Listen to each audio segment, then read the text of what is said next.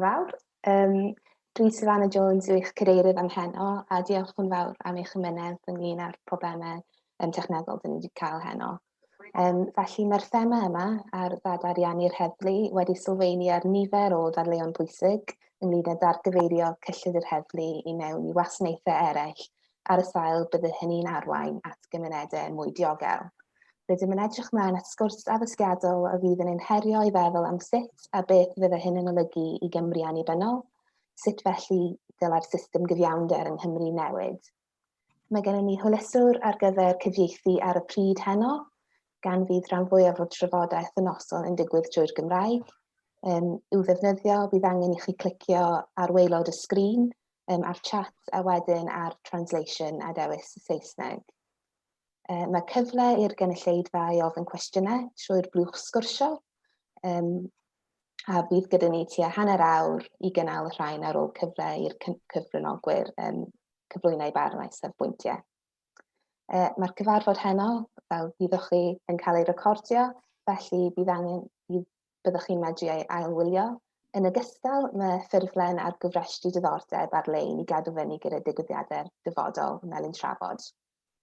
Felly hoffwn i nawr cyflwyno eich cyfranogwyr am heno. Felly, yn gyntaf, mae gyda ni yr athro fel Aston, sydd yn diwtor yn y gyfraith ym Mhrifysgol Abertawe. Mae fel yn addysgu cyfraith droseddol a chyfraith hawliau dynol. Mae ganddi diddordeb arbennig mewn persona a chyfraith protest, ac mae ymchwil wedi canolbwyntio ar graddau mae'r gwyliadwriaeth y wladwriaeth yn rhwystro neu'n cyfyngu ar hawliau protest. Ein ail cyfranogwr heddiw yw Dafydd Llywelyn, sydd yn gomisiynydd heddlu a throsedd yn Nyfed Powys ers 2016. Mae Dafydd yn gyn-brif ddadansoddydd cyd-wybodaeth a bu'n gweithio yn adran cyd-wybodaeth yr heddlu am flynyddoedd cyn symud i Brifysgol Aberystwyth yn 2014 mwyn darlithio mewn troseddau. Mae hefyd gyda ni heno Rodri Francis, fydd yn siarad ar ran Bianca Ali oedd yn cael problemau technegol heno yn anffodus. Ond bydd Rodri yn medru siarad gyda ni heno ynglyn â safbwyntiau mae bywydau diobwys ac ynglyn â protestiadau diweddar dyn ni wedi gweld yng Nghymru o ran hynny. Felly, hoffwn i nawr rhoi cyfle i'r cyfranogwyr rhoi barn. Felly, yn gyntaf, hoffwn i gwahodd yr athro fel Aston. Diolch i ti fawr.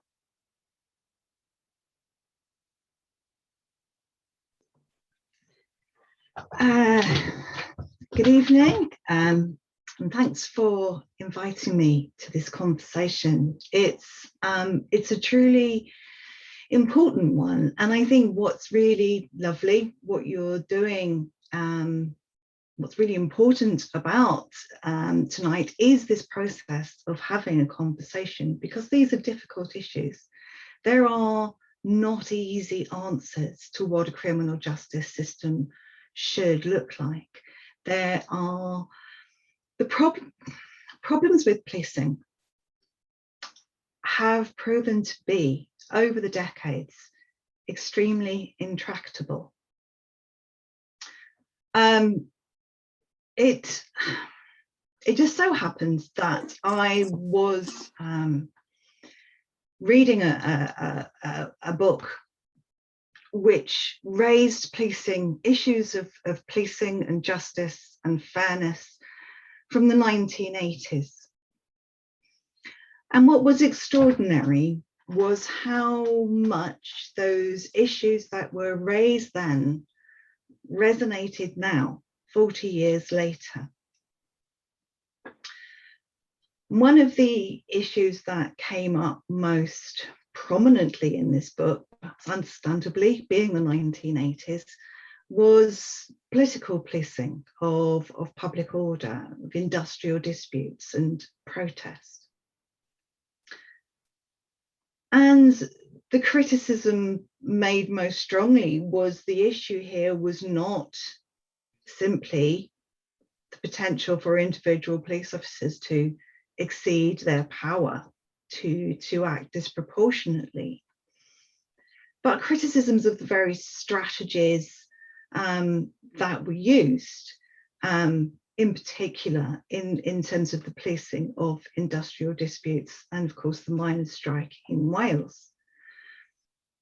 And as a researcher in protest rights, it's while we don't see that sort of industrial conflict now, what I do see is really problematic policing strategies in terms of how protest is treated, and quite often a failure to properly consider human rights in that context.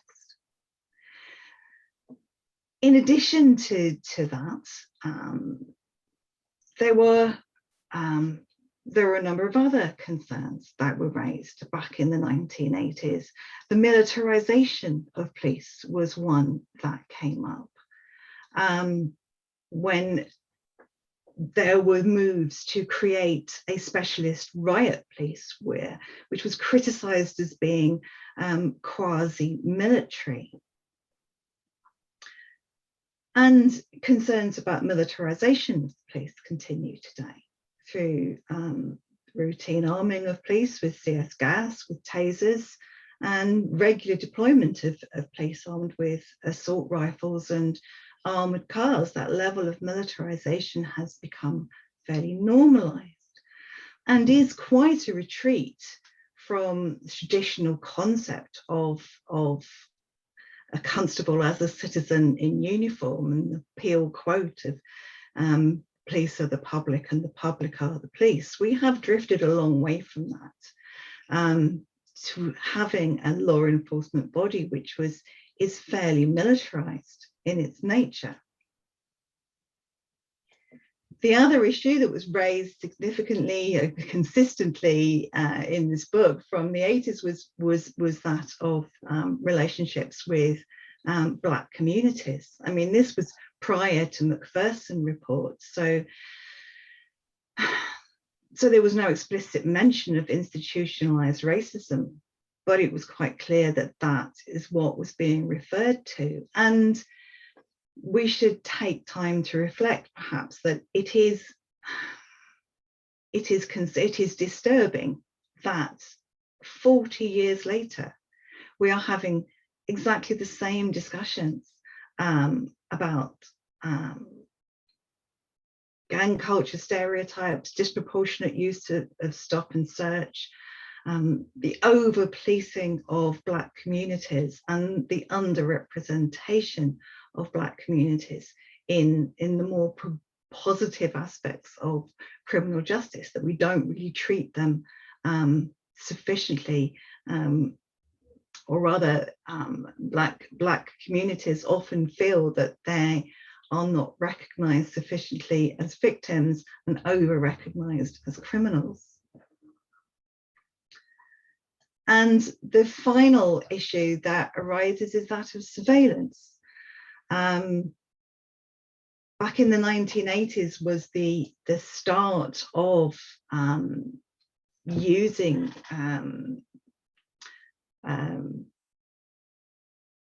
electronic monitoring of data, the creation of the first police databases, and that was seen as a significant threat to civil liberties. And of course, what we have now is a highly technological police force using significant surveillance capacities, using a large network of CCTV, facial recognition, drones, social media monitoring, body-worn cameras. I can go on. So there are these issues with policing. So when we are starting to talk about defunding the police, we do not reach a fair place, a place perhaps we want to be at in terms of a criminal justice system, unless we actually recognise that these are fundamental issues in policing which require some form of resolution. there is a sense with the defund the police that all we need to do is just move some funding. There is an easy win with defunding the police in one sense. There are things that the police do that possibly they are not best placed to do.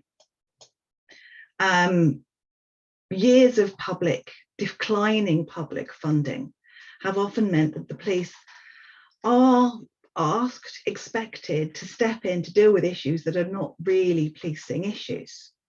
In 2019, for example, it was estimated that 12% of calls that the police had to deal with were mental health calls.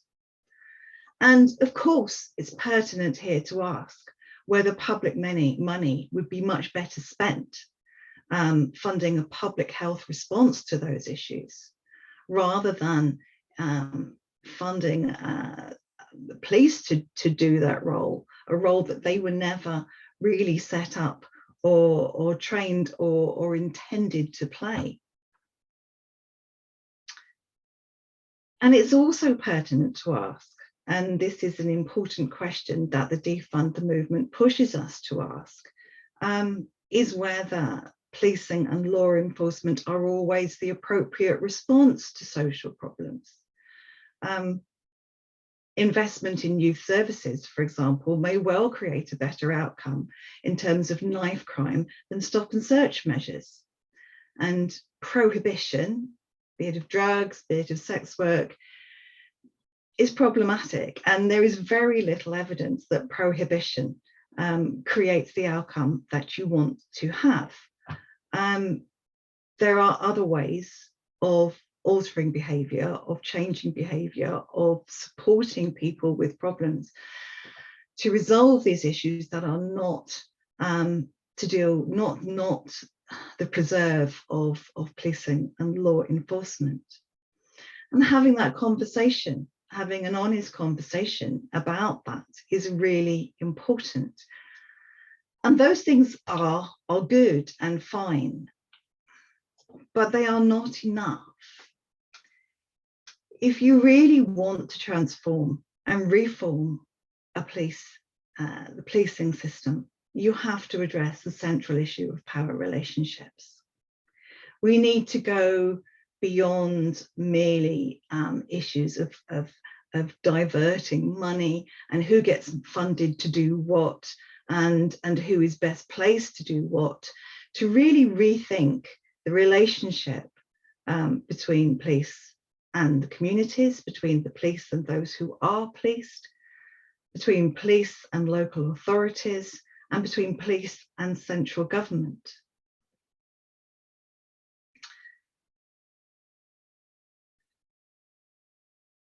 If we are really defunding the police, let me say that in a slightly different way. The central ethos of defunding the police movement is that we move emphasis from policing and law enforcement, and we place emphasis on communities and community bodies and social bodies to create solutions to social problems. In order to do that effectively, it does require a shift of power from government to those communities. And if we are going to do that, we do have to start looking at some of the issues that I raised at the beginning of my talk, is that those intractable difficulties of use of force, of surveillance, of institutional racism, of infringement of rights, those do have to be addressed too, if we are looking to create a criminal justice system which is fairer and more just and more inclusive than it currently is. I'll leave it there, thanks. Diolch yn fawr I ti Fal am y cyflwyniad hwnnw ac am wneud I ni gwestiynu really a pwerau'r heddlu yn y maes hwn wedi ei diffinio neu wedi ei cyfyngu'n ddigonol. Fel nes ti sôn am strategaethau sydd heb newid a'r ffaith bod ni ddim wedi gweld gwahaniaeth hyd heddiw nawr. A mae disgwyliadau falle ni wedi newid o ran beth dylsir heddlu wneud heddiw a'r problemau sydd gyda ni yn ein cymdeithas. Felly nawr eithon ni i'r ail gyflwynydd. Fedrwn ni crybwyno I chi nawr Dafydd Llywelyn. Diolch Dafydd. Diolch Savannah, gobeithio bod pawb yn gallu clywed fi'n iawn. Felly yn gyntaf, gair o ddiolch I chi yn y melyn drafod am y gwahoddiad I siarad â chi heno.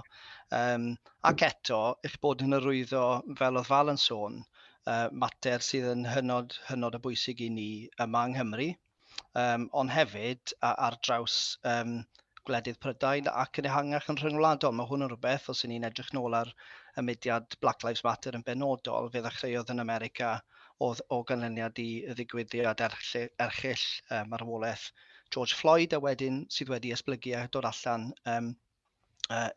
eto yn galw pobl allan I brotest I ryw raddau yma yng Nghymru. Felly mae'n fater sy'n benodol I ni yma yng Nghymru, ond hefyd yng nghyd-destun rhyngwladol. Dwi'n mynd I sôn rhywfaint am rôl y Comisiynydd. So, bydd rhai ohonoch chi falle yn ymwybodol, ond nifer ohonoch chi falle ddim yn ymwybodol. Mae bod gan y Comisiynwyr heddlu rôl i'w chwarae yn y system cyfiawnder ehangach, nid yn unig yn gomisiynwyr ar gwaith yr heddlu ac yn craffu'r gwaith yr heddlu, ond 'yn ni hefyd yn chwarae rôl gyda partneriaid yn ein system cyfiawnder lleol. A mae yna 4 system cyfiawnder lleol yng Nghymru, un yn y Gogledd, ardal Dyfed Powys, De Cymru a Gwent.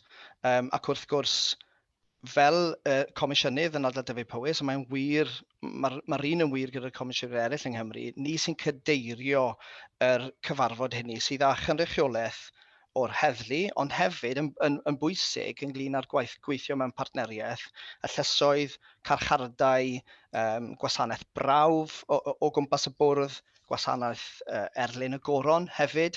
A mae'n bwysig bod ni yn cael cyfle I drin a thrafod perfformiad lleol o fewn y system gyfiawnder, ond hefyd, fel oedd Fal yn sôn, rhoi pwyslais arbennig lleol i'r system gyfiawnder hynny. Falle sy'n ymateb I ryw raddau, ond dim yn ei gyfanrwydd i'r hyn oedd Fal yn sôn ynglyn â bod y system gyfiawnder yn agos i'r boblogaeth lleol, a bod pobl yn teimlo bod y system gyfiawnder yn system sydd yn ymateb I rhinweddau ac agweddau lleol sydd yn hynod o bwysig. Nawr, dyw hwnna ddim yn syml, dyw hwnna ddim yn rhwydd i'w ddilyn ac bod mewn bodolaeth. Ond yr hyn dwi'n mynd I ddatgan heno yw bod cryn dipyn o waith wedi bod yma yng Nghymru yn cydweithio ar draws Gymru gyfan.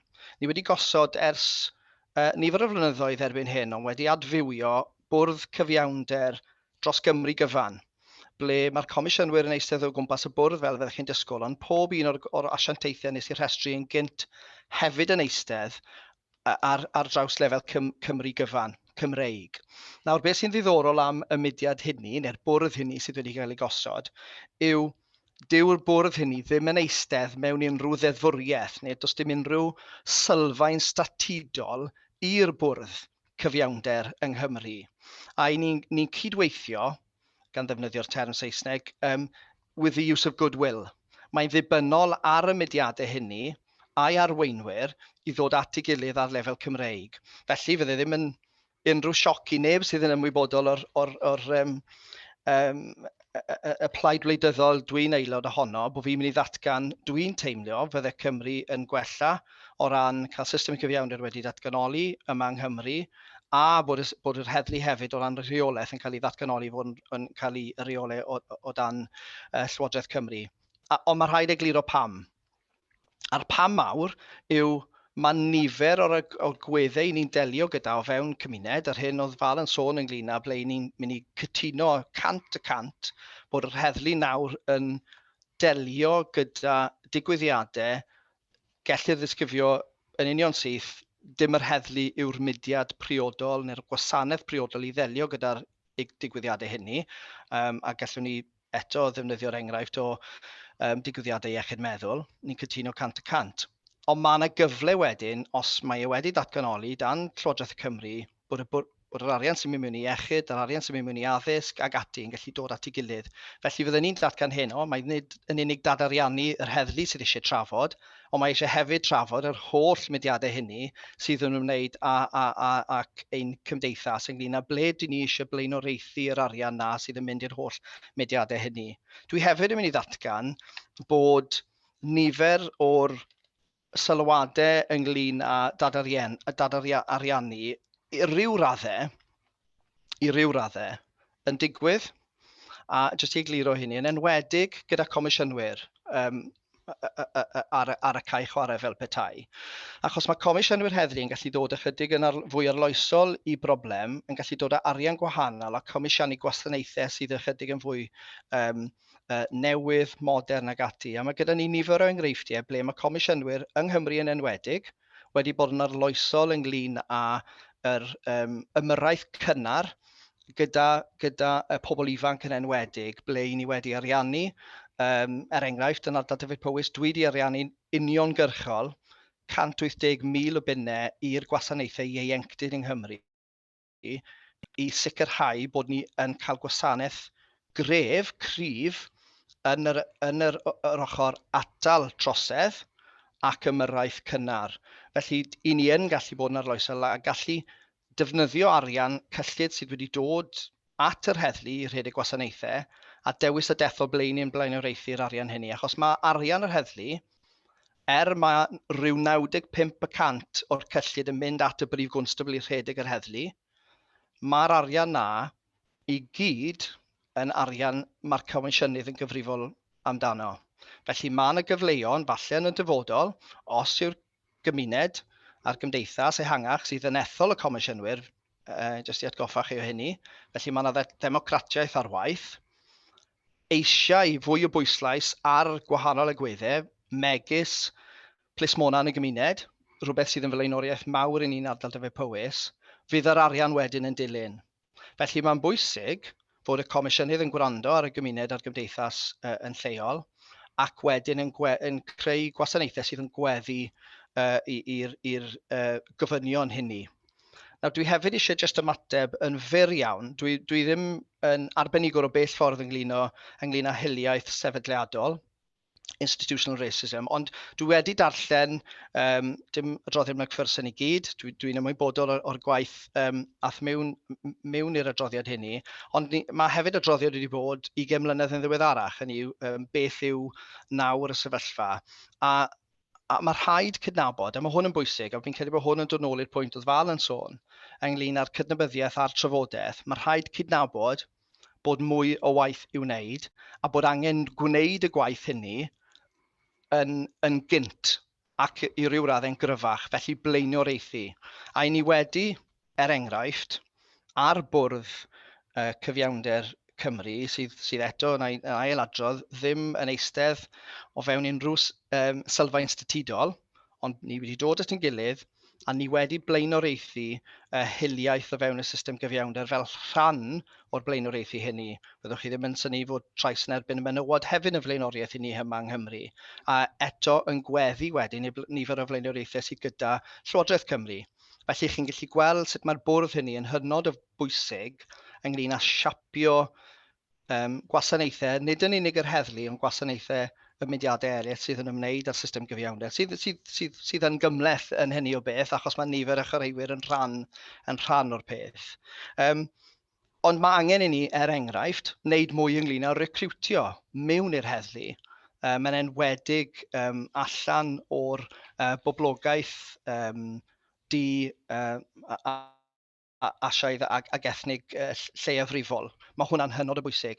A jyst enghraifft arall, dros y flwyddyn diwetha, i ni fel Llu Heddlu Dyfed Powys wedi bod yn ymgysylltu gyda prifysgolion lleol i trial denu unigolion o'r prifysgolion hynny, o'r gymuned falle sydd ddim, a mae hwn yn dod dim ond safbwynt i gyda llaw, mae hwn yn dod o'r rhai o'r trafodaethau ni wedi cael gyda rhai o'r myfyrwyr. Mae nifer o fewn y gymuned honno ddim yn gweld gweithio i'r heddlu fel lle neu fel proffesiwn bydden nhw am ddylun, am nifer o resymau gwahanol.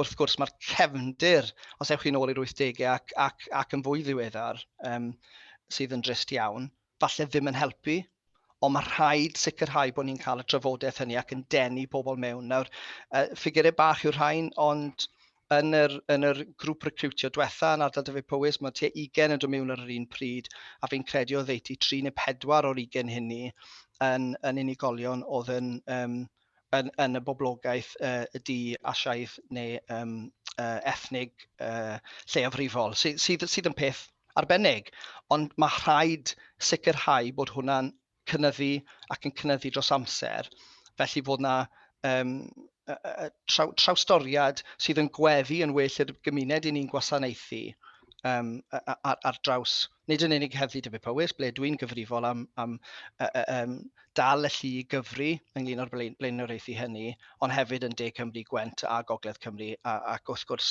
yn hynny o beth, achos nag i ni wedi datganoli ar draws lluoedd heddlu Lloegr hefyd. Felly, beth yw'r hyn dwi'n dweud? Falle un o'r pwyntiau mwyaf dwi'n trial ategu heno yw bod na waith yng Nghymru ar lefel cenedlaethol, ble mae'r bwrdd gyfiawnder yn ceisio newid y drefn, yn ceisio fod yn arloesol, a byddwn ni'n dadlau, os byddwn ni'n datganoli mwy o bwerau, fydd yna fwy o gyfleoedd i ni fod yn fwy arloesol ac yn newid pethau ychydig yn gynt. Ond hefyd yn datgan bod comisiynwyr yn chwarae rhan yn ceisio newid ble mae y cyllid yr heddlu yn cael ei flaenoriaethu. A ni wedi gweld cryn dipyn o lwyddiant yn y gwaith ni wedi wneud, gwaith aml asiantaeth, cydweithio gyda y byrdde iechyd yng Nghymru, cydweithio gyda awdurdodau lleol, y system addysg er enghraifft, yn y gwaith ymyrryd gyda'r pobl ifanc, yn gwmws fel oedd Fal yn sôn. Felly, dwi ddim yma i fod yn amddiffynol ynglyn â cyllid ac ariannu'r heddlu. Dwi'n barod iawn i cael y sgwrs, ond fyddwn ni hefyd atgoffa pobl yw mae'r heddlu yn ymateb 24 awr o bob dydd, 365 diwrnod o bob blwyddyn, a maen nhw ar gael pan mae'r gymuned eu hangen nhw mewn nifer o gwahanol digwyddiadau, boed yn ddigwyddiad ar-lein, yn diogelu pobl ar-lein, i yr ymladd ar y stryd, i nifer miloedd o ddigwyddiadau fel fyddech chi'n disgwyl. Felly mae'n bwysig bod ni hefyd yn cydnabod gwaith craidd yr heddlu sydd yn cael ei wneud, a pan i ni wedyn yn sôn ambiti'r defnydd o ddata, defnydd o gwaith cydwybodaeth, mond bod hwnna eto'n cael ei craffu gan rhywun fel comisiynydd sy'n gallu gofyn cwestiwn ar ran y gymuned, a bod ni'n agored iawn sydd yn hynny bwysig, a cael y trafodaethau hynny, byddwn ni'n datgan falle mae diwygio sydd angen yn hytrach na dad-ariannu. Diolch am wrando. Diolch yn fawr, Dafydd, am dy gyflwyniad di. Mae'n amlwg mewn o dy brofiad a'ch safbwyntiau bod angen rili cymryd camau strategol cadarnhaol aml asiantaeth, dwi'n meddwl hefyd, mwyn gweld falle newid hir dymor ystyrlon. Felly diolch ti am hynny. Ac yn olaf felly, symudwn ni'r cyflwyniad olaf. Dwi eisiau diolch i Rodri Francis yn gamu mewn ar y funud olaf i dweud ychydig o eiriau yn anffodus oedd Bianca Ali methu ymuno gyda ni oherwydd problemau technegol. Felly diolch i ti, Rodri. Helo, chi'n gallu clywed fi, Savannah? Chi'n gallu clywed fi'n iawn? Ydyn, diolch. Gret. Yn gyntaf, fi eisiau ymddiheurio, digwydd bod, wel, ys i'n Eryr Boswell ti a hanner awr, 3/4 awr yn ôl. Mae'r Eryr yn un o'r criw yma sydd yn recordio'r cyfarfod hyn yma. A reswm o'n i'n redeg, dwi'n gwneud hanner marathon ar y 18fed o Rhagfyr, mwyn codi arian i Siandan Gaza. Mi oedd Siandan Gaza, mae hi mewn carchar am 4 munud a hanner oherwydd digwyddiad yn Frycheiniog le mae yn syml iawn, mae hi yn y carchar oherwydd lliw ei chroeni. Oherwydd oedd hi wedi cael ei mosod gan unigolion gwyn a yn i'w defence wedyn oedd hi o ran amddiffyn hunan, mae hi o ganlyniad i hynny, mae hi wedi mynd i'r carchar. Felly dwi'n codi arian i Sianda a mae fe'n un o'r pethau oedd Dafydd yn sôn ydy ti yn i'w bod angen i'r heddlu mynd i afel a'r sefyllfa le mae hiliau sefydliadol wir yn broblem, wedi bod yn broblem ers degawdau o fewn yr heddlu. Felly bod rhain yn wedi gweld y Cilyn yn Tiger Bay fel ynddo fe, le oedd yn un dilyn mae'r llofruddiach erchill Lynette White nôl yn 1988, le gafodd 5 D&D ei anfon i'r carchar am rhywbeth nath yn ymwneud, oedd wedi cael ei ffram o lan gan heddlu hiliol, a yn y diwedd person gwyn oedd wedi llofruddio, Lynette White, a wedyn beth oedd yn ddiddorol oedd Matt Dukes,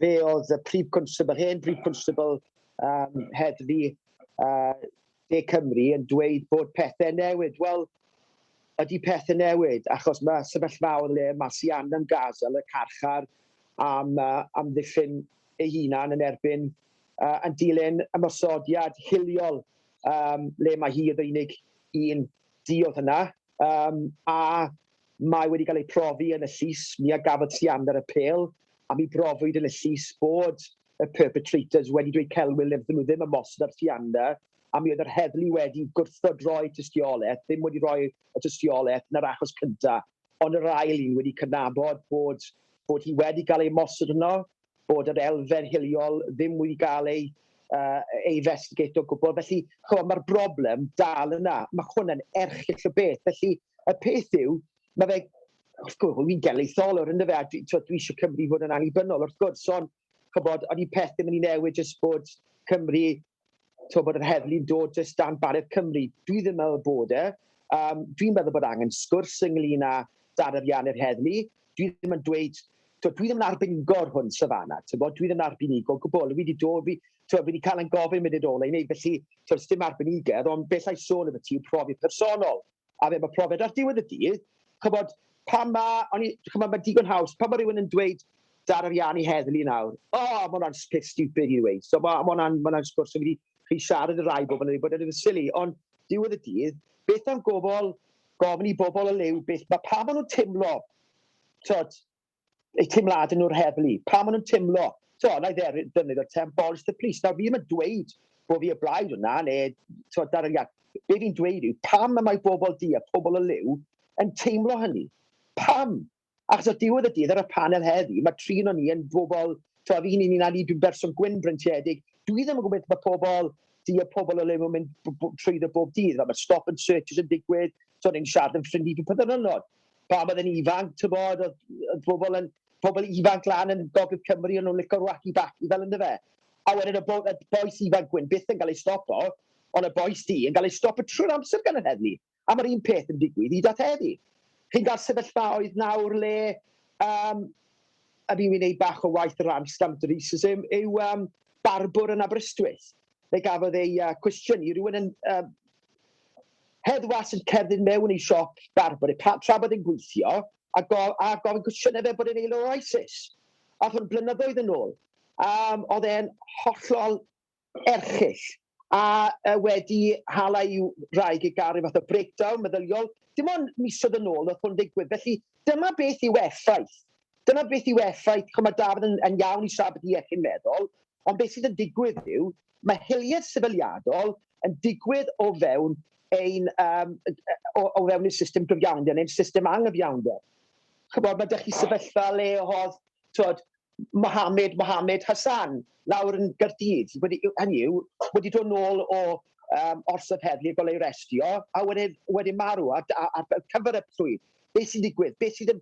Chybod, o'n i'n cofio blynyddoedd yn ôl, profi personol le o'n i wedi helpu dyn oedd e wedi dod i, dim yn cofio o Africa i Gymru, mi oedd yn garcharorion gwleidyddol, a tasai wedi mynd nôl i'w wlad, bydde wedi cael ei llan neu torture fel yna fe, ond yr heddlu, a mi o'n ei gredu fe, mi gafodd ei ymosod arni, ei mosod arno, yn celloedd heddlu. Nawr, dwi fan hyn, chybod y peth yw, chybod, ni'n gael y sioe dosbarth canol leis yma, a mae, chybod, yr oll, bobl, sori, Sara, yn y trywydd mas, sgyrsiau saff, ni'n datganoli hyn a ba, mae hwnna'n gret, bod yn saff hyn, ond dyna beth yw'r un convenient truth, chybod, dyna beth yw'r, chybod, dyna beth mae pobl di ag asio, y pobl liw yn mynd trwyddo, yn ddyddiol. Mi'n ges i sefyllfa, tair wythnos a hanner yn ôl, le oedd yn Gymraeg wedi derbyn post misogynistaidd a hiliol. Mae'n redig busnes cytuno tai. Nawr, mi gysylltwn i'r heddlu, a mi oedd y tystiolaeth gyd yna. A mi oedd y cwestiwn yw, sôn y beth i diffyg ymwybyddiaeth, what do you want us to do? What do you want us to do? I mean, pa fod y gwestiwn yw hwnna? A mi jyst methu credu'r beth. Nawr, yw, dwi ddim wedi clywed i fi nôl, mae wedi wedi tair wrthos a hanner. Mae hwnna yn rhywbeth arall sydd wedi digwydd. Gafodd yn Gymraeg i cyn... Fi'n gwybod fi sôn y beth i'n hunan, dim victim mentality hwn nawr, just sôn y beth i'n profiadau. Gafodd i'n mosod yn hiliol cyn dolyg yn Poundland, oedd wedi dweud rhywbeth hiliol at ag ati. Nawr, oedd yn Gymraeg i ddim eisiau mynd i'r heddlu, achos byddwn i'n rhywbeth lawr yn ni. Nawr, so'n Gymraeg i eisiau neud ffys. So, mae'n dweud, don't make it ffys. So, dyma beth sydd yn digwydd yn y system gyfiawnder. Nawr, gallai i wedi, cyn yma nawr, gallai di wneud yn gwaith ymchwil i iawn. Mae rhaid i wneud pethau saff yma, a mae rhaid i wneud siŵr bod fi fod yn diplomataidd ac yn dictegol, a bod fi'n misupseto'r, tybod, mae rhaid i chi nabod David datblygu, fi'n dweud fel mae David datblygu dweud fel mae fe, ynddo fe? A sdim byd o'mlaen i, a dyma beth sydd yn digwydd o fewn ein system cyfiawnder, ein system anghyfiawnder. A dwi'n dweud dylen ni'n hyn neu dylen ni'n llall, dwi ddim yn dweud, dwi ddim yn arbenigo, ond be fi yn dweud yw, mae yna broblem diwylliannol, hiliol, mawr yn digwydd o fewn yr heddlu ers blynyddoedd. Doeddwn ni ddim yn gwybod beth oedd hiliaeth tan i fi'n gwrdd yn Gymraeg i. Chybod, ni fel Cymru Cymraeg, ni wedi cael rhyw ffordd o presio, dwi ddim ar yr un lefel, allai dweud chi lawr yng nghalon ni, dwi ddim ar yr un lefel y beth mae pobl di a pobl o lew wedi mynd trwyddo fel ynddo fe. Safanna yw ti'n wych, ond tybod, i ti garedig iawn, i ti dweud, ti'n boleu. So mae'n styfu, ar diwedd y dydd, mae'n gyd i wneud â beth sydd yn digwydd yn ddyddiol i pobl di a pobl o lew. Drychwch beth sydd wedi digwydd i Tony Paris, o fath o effaith mynd i gael yn yr Cardiff Bay. Na i adel fyna, fi gweld bod fi'n siarad ymlaen am ddigon hir, ond diolch yn fawr iawn i chi. Diolch i ti, Rodri. Nawr, ddwn yn darn clir sydd wedi wneud i ni, fi'n meddwl, fel y gynulleidfa, sylweddoli, os naddwn ni o'r blaen, wnaethon ti jyst enwi cwpl o bobl yna yn ddiweddar iawn, ond ti'n gwybod, mae'n hefyd wedi bod Christopher Capessa, mae'n wedi bod lot o blant ifanc hefyd, sydd wedi cael profiadau annisgwyl neu profiadau erchill gyda'r heddlu, a dyn ni ddim yn clywed amdano yn y wasg. Felly dwi ddim yn rhywbeth newydd fel wyddoch chi, ond mae'n rhywbeth sydd wedi mynd ymlaen ac sydd yn parhau hyd heddiw. Yn enwedig gyda rhai cymunedau o fewn Cymru.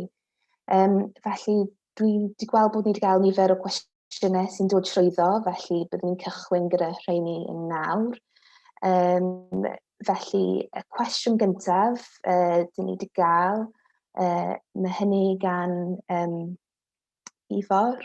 Felly, i'r cyfranogwyr, sut mae ariannu'r heddlu yn cael ei ddosrannu o ran eu gweithgareddau gwahanol o dan pob llu ar hyn o bryd?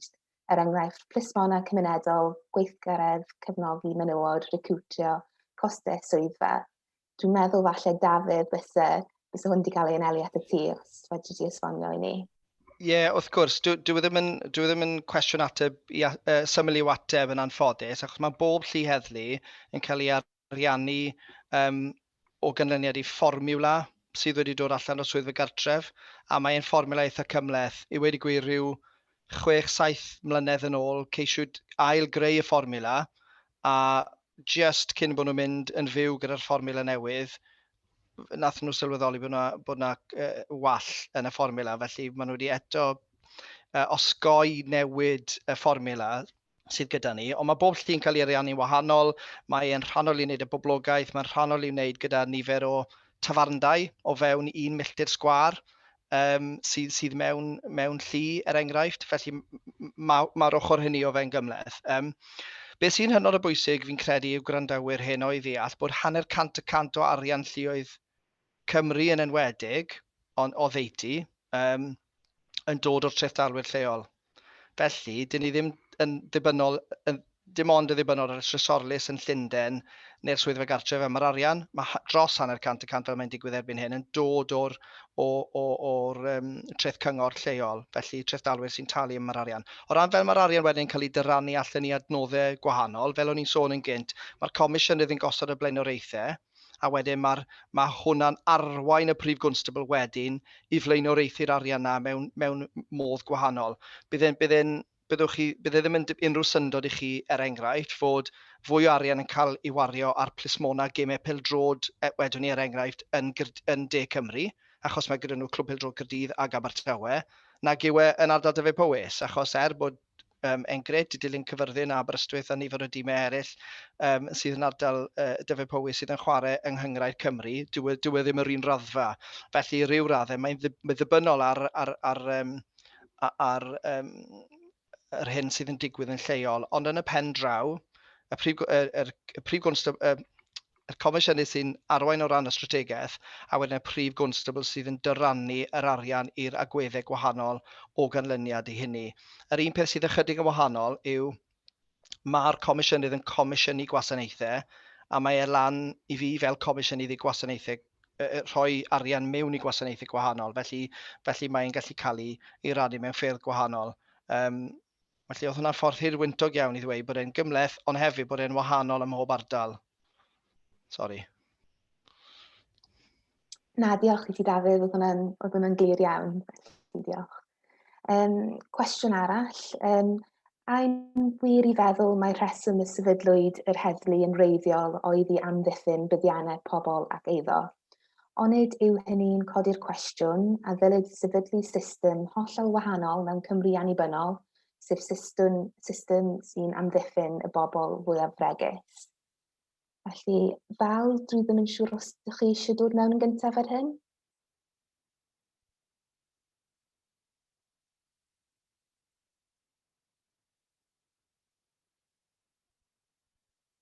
Val, would you like to come in first on this question?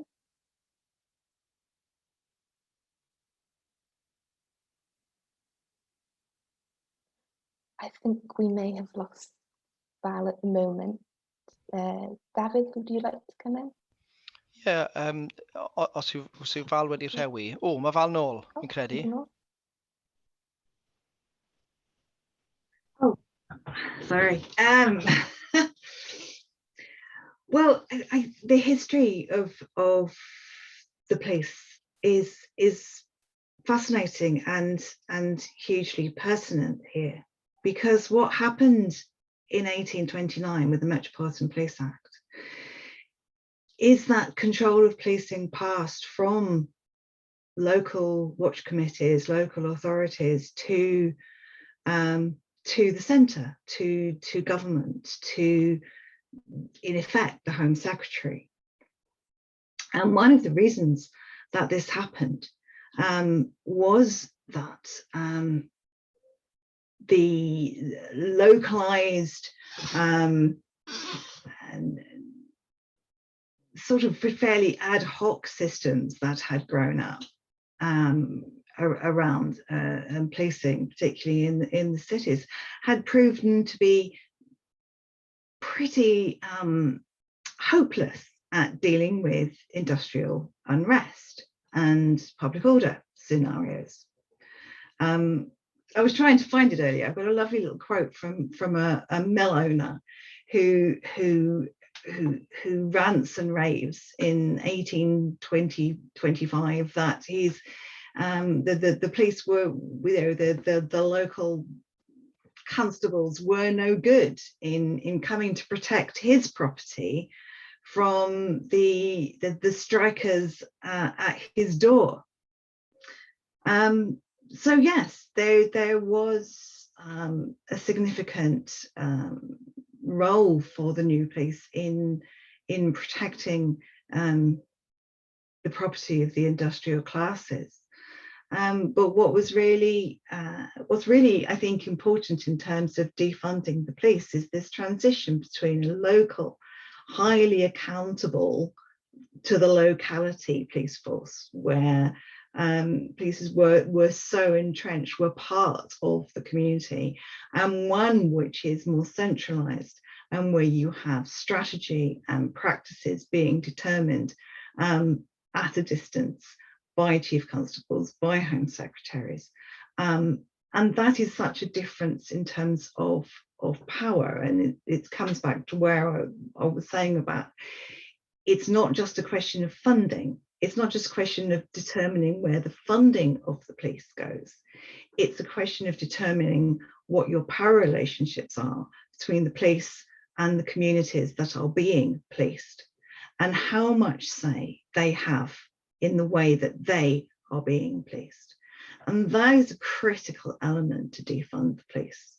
And it's important, I think, to recognise that and not get too caught up with this idea that it's just about money. It is about constantly re-evaluating that relationship and the role of police in local communities. So fanna, dwi'n gallu dod mewn hefyd. Wyt, ie. Ie, dim ond achos bod fi moyn gweud cwbl o bethau eitha byr. Dwi'n cytuno gyda llaw gyda'r safbwynt mae Fal wedi datgan ynglyn â'r pŵer hynny. Wrth gwrs, fel Comisiynydd Heddlu, fyddwn ni yn sôn bod nawr Comisiynydd ar waith a bod na le, a dwi'n disgrifio rôl y Comisiynydd fel pont o'r gymuned i'r llu heddlu, ond hefyd i'r system gyfiawnder. Felly mae yna gyfle i bawb, a mae pobl dwi'n cael nifer o e-byst mewn i'n swyddfa i yn datgan yr hyn maen nhw eisiau newid. Dwi wedi cwrdd â nifer o fudiadau, enghraifft, i treol edrych i ddiwygio a newid a pwyso ar nid yn unig o llu yn weithredol na Dyfed Powys, ond ehangach fel o'n i'n sôn ar lefel Cymreig. Ond beth o'n i moyn sôn amdano oedd, fi'n credu gath y Comisiwn brenhinol diwetha ar Plismona i redeg yn rhywbeth fel 1960au neu 70au, Royal Commission, a o hynny ddath ail-strwythuro'r eitha cadarn, a fi'n credu nath Heddlu Dyfed Powys er enghraifft ddod i fodolaeth yn rhywbeth fel 1976, just guess yw hwnna, ond wedwn ni 1976, blwyddyn da, achos na flwyddyn ges i'n ngeni. Ond fe bwres i mewn i'r arglwydd Elusten Morgan, nifer o flynyddoedd yn ôl mewn digwyddiad, a'n sôn am y datganoli Plismona a'r system gyfiawnder. A'r pwynt nath e wneud oedd, os bosib erbyn hyn, yn y flwyddyn, fi'n siŵr mae rhyw 2 flynedd, 2019, so cyn Covid, 2018-19, bod nawr angen i ni cael Comisiwn Cenedlaethol brenhinol i edrych ar Plismona, a fydde hwnna'n cam fydde'n gallu mynd at rhoi gerbron syniadau newydd er enghraifft, yn hytrach na'n sydd just dod i datgan dad-ariannu. Achos i fi ar lefel personol mae hwnna'n ateb sydd ychydig yn syml i'r broblem. Mae eisiau edrych ar hwn yn ei gyfarwydd. Os edrychwn ni er enghraifft ar y Misuse of Drugs Act 1971, mae angen diwygio rhai o'r pethau hyn sydd yn gweddi nawr i cymuned a cymdeithas mwy modern, a dwi'n mynd i, fi'n gwybod oedd hwnna bach o name drop, bod fi wedi cael y sgwrs eiraidd na, sgwrs byr gyda'r arglwydd Elusten Morgan, a unigolyn sydd wedi bod yn ymwneud gyda ac yn arbenigwr ar datganoli a hyn a llall, a ymddiheuriadau sydd hwnna'n edrych yn rhywbeth dosbarth canol a canolod i siarad am ydy'r pethau hyn, ond mae i fi, fel unigolyn sydd hefyd yn cefnogi annibyniaeth pellach, mae'r cam ar tuag at y trywydd hynny, a falle y cam cyntaf falle ar lefel Cymru a Lloegr, neu falle gwledydd Prydain yn ei gyfanrwydd yw cael Comisiwn Cenedlaethol i edrych ar Plismona. Diolch, Dafydd. Allai jyst dod mewn, Savannah? Ie, eisiau. Allai jyst dweud y broblem yw, Dafydd, fi'n meddwl, fi'n sôn amdano tîm bersonol nawr, fi'n meddwl mae'r comisiynwyr, maen nhw'n rhan o'r system, a fe'n rhan o'r broblem. Dyna'r peth, ynddo fe? Achos o diwedd y dydd, beth sydd yn digwydd yw, pan chi'n cael sefyllfaol le mae pobl etholiadol yn cael ei ethol, a wedyn ar pob lefel, pan maen nhw'n mewn i'r system wedyn, nhw'n cael ei signo mewn. Le chi'n cael sefyllfaoedd, le mae comisiynwyr heddlu wedyn, yn amddiffyn, right? Yn amddiffyn, a wneud dim byd, y byd i sefyllfaoedd, le mae bobl fel Sian am Gaza yn mynd i'r carchar oherwydd lliw ei chroi. Dyna beth yw'r reality, dyna beth digwyddodd yr Carifai, dyna beth sy'n digwydd i nawr, a dwi'n comisiynwyr heddlu, dwi ddim wedi gweld un comisiynydd heddlu yng Nghymru nac yn Lloegr yn brwyd dros y pethau yma. Achos y broblem yw, mewn ffordd sy'n dewis ych chi, chi'n cael eich signo mewn i'r system, le chi mewn sefyllfa wedyn, le gallwch chi ddim wneud dim byd y byti fe. A byddai'n licio gweld clywed sylwadu di Dafydd, os mae'n iawn, ynglyn â hiliau sefydliadol sydd yn argyfwng. Mae fe'n iawn trafod y peth yma. Mae fe'n iawn bod ar y cyfan dynion gwyn, dosbarth canol, heddweision, maen nhw'n gwybod y trafod y peth yma. Ond ar diwedd y dydd, beth y'n ni wir ar o'n dod ar? Beth yw'r cwestiwn wir ar un ni'n trafod y byti? Achos mae rhaid ni siarad beth yw'r un cyfun yn trwp. Oce, fi'n gwybod fi'n dod y perspektif hiliaeth, ond mi'n sylwi ar rhai o'r sylwadau. Mae bobl hoyw wedi cael ei ffeithio, mae menwod wedi cael ei ffeithio, pan mae'n reporto beth yw'r heddlu. Mae fe ar draws y lle i gyd, mae bobl yn ofnus ti'n mynd i'r heddlu, achos i'r diwedd y dydd, dyw'r heddlu ddim yn ei bobl, a mae'r rhai mae'r heddlu wedi methu, mae'r system cyfiawnder wedi methu. Ydy'n meddwl bod fi eisiau byddai, dwi ddim yn gwybod, dwi ddim yn arbenigwr, ond na beth byddai'n licio dweud. Savannah, ti ddweud, nes i'n gofod dwi'n y dechrau, mae Bianca, dwi wedi siarad ar yn Bianca, mae'n Bianca wedi dod, achos o'r symud technegol, a dwi wedi dod mewn yn munud ola, ond a dwi'n siarad ar ran yn unan i'r diwedd y dydd, a pobl eraill sydd ar un barn yma. Diolch. Ga i jyst ychwanegu fyna? Dyn ni wedi cael cwpl o gwestiynau, falle sydd yn symud mlaen o'r darn yna nes i ddweud Rodri. Un darn yw bod pobl LHDT+, neu pobl gyda anableddau a menywod yn ofni'r heddlu, neu o leiaf byth yn disgwyl help oddi wrth yr heddlu. Felly, hyd yn oed yn waith mae pobl falle fel pobl di sy'n menywod neu pobl yn afal sydd gyda salwch meddwl, a dyn nhw ddim really yn tueddu mynd i'r heddlu am gymorth felly. A be fedrwn ni wneud o ran hynny? Dwi'n gwybod, Dafydd, wyddwch chi ar y cychwyn bod, wnaethon chi sôn am early intervention programmes a'r ffaith bod ni'n ariannu rheini nawr. A mae'n y cwestiwn ynglyn â os ydych chi'n gweld problem gyda'r rhaglenni yna yn cael ei redeg mewn partneriaeth gyda'r heddlu oherwydd diffyg the lack of trust gyda'r heddlu sy'n delio gyda cymunedau difreintiedig oherwydd yr holl animosity falle sydd gan cymunedau di-asiaidd, lleiafrif ethnig neu bobl yn afal neu bobl sydd ddim wedi cael eu trin yn hanesyddol falle yn gyfartal gyda'r poblogaeth eang yng Nghymru. Felly, os gyda chi unrhyw sylwadau ar y cwestiynau hynny? Ie, wrth gwrs, Savannah. Just falle i ymateb i'r sylwadau yn gynt ynglyn â, a dwi'n derbyn gyda llaw, fod Dafydd Llywelyn y Comisiynydd wedi cael ei amsugno mewn i'r system a'r prosesu sydd yn cyfyngu unigolyn, oherwydd mae yna swydd o waith i wneud i ryw raddau, ond mae rhaid fod yn ddewr yn siarad gyda pobl yn cael cyfarfodydd. So enghraifft, pan o'n i'n soniwyd yn gynt ynglyn â Sianda a'i theulu, dwi wedi cwrdd ar teulu gyda'r fam, dwi wedi cwrdd â Black Lives Matters yn ddiweddar, dwi'n gobeithio fydd Black Lives Matters yn gallu dod mewn ac yn helpu ni gyda'r gwaith craffu ni'n neud ar stop and search yr heddlu nad ydw Powys er enghraifft. Felly mae yna, bod ni falle'n cael ei gweld fel y broblem, mae unigolion falle sy'n gallu cael ei gweld fel hefyd y datrysiad, achos os nag ych chi'n ymddiried yn yr sawl sydd wedi cael ei ethol yn y gwaith hynny, ac yn barod, fi yma heno i wrando yn yr un modd y dwi yma i ateb cwestiynau.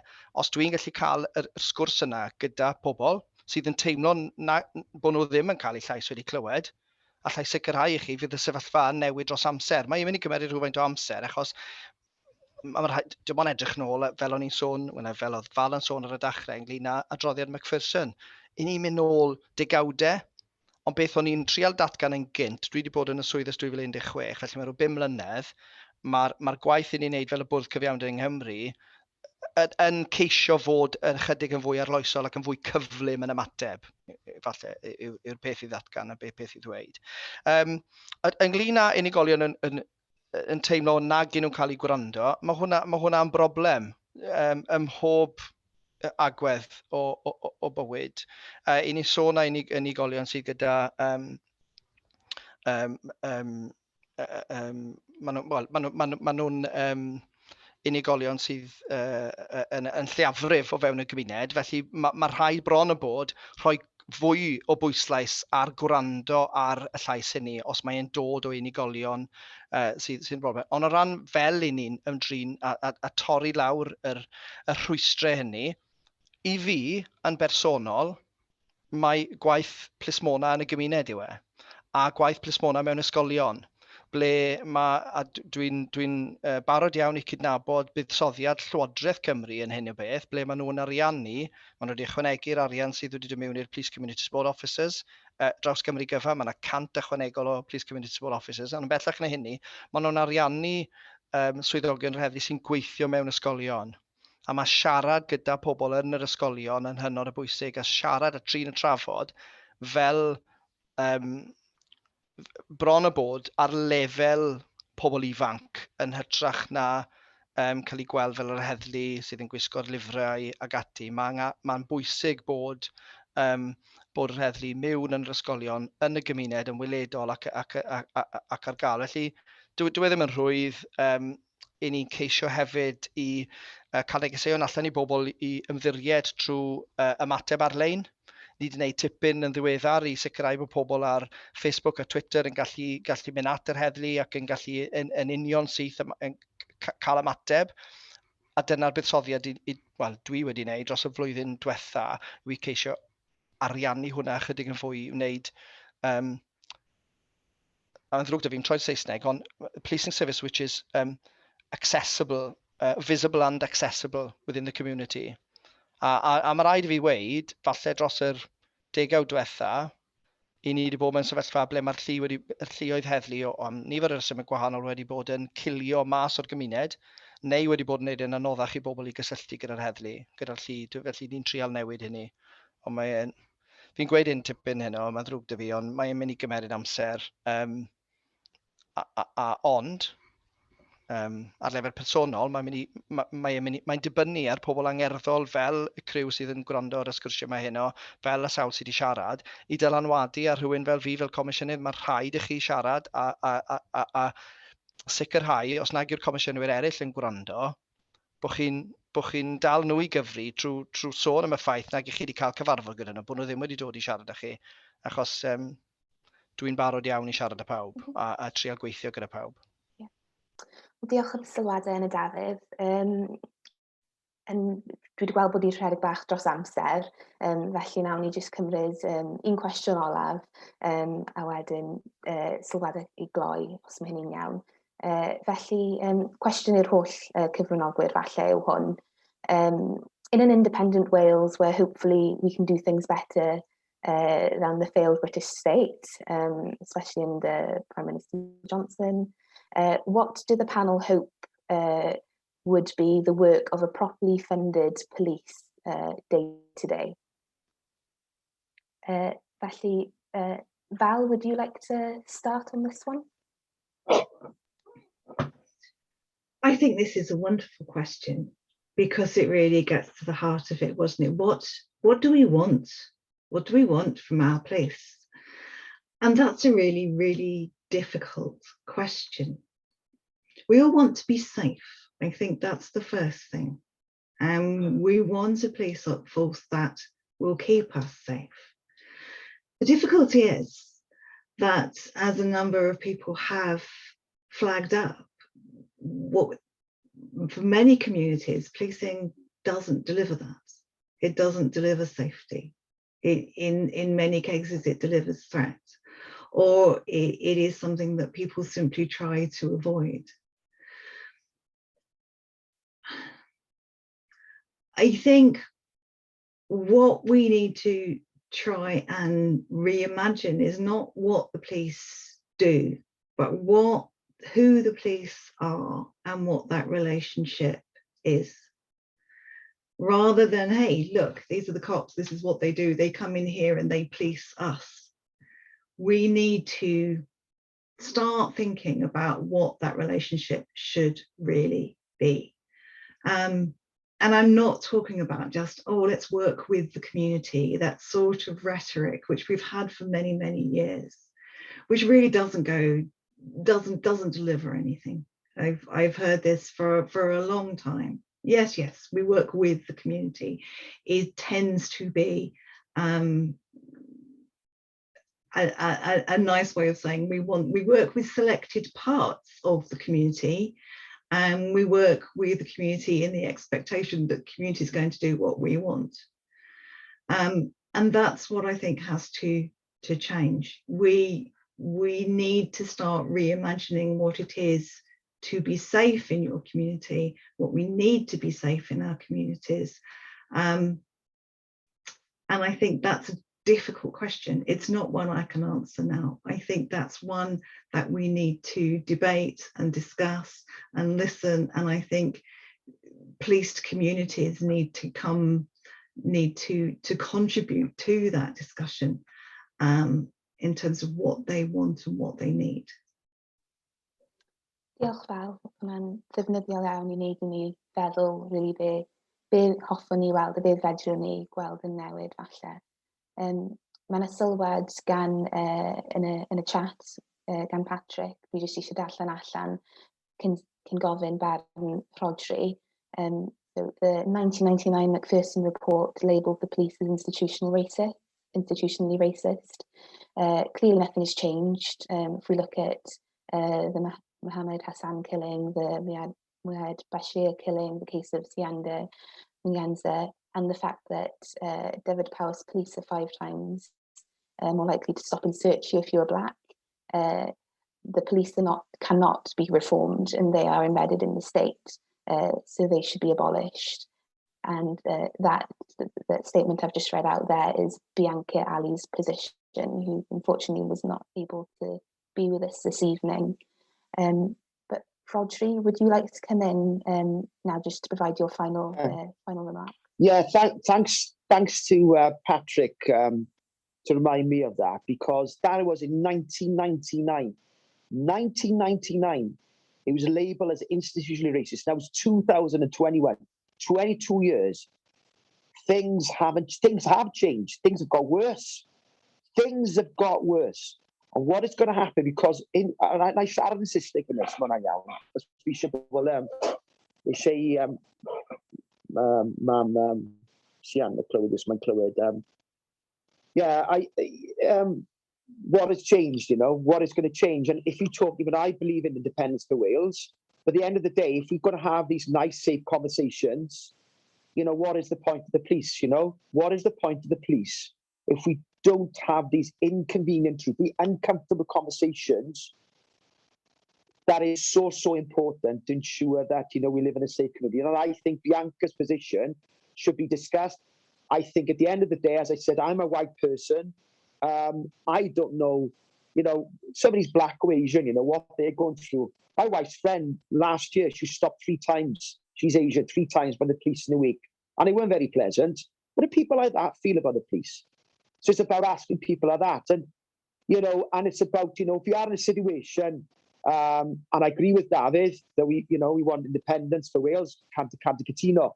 But at the end of the day, if it's about changing, we can change now.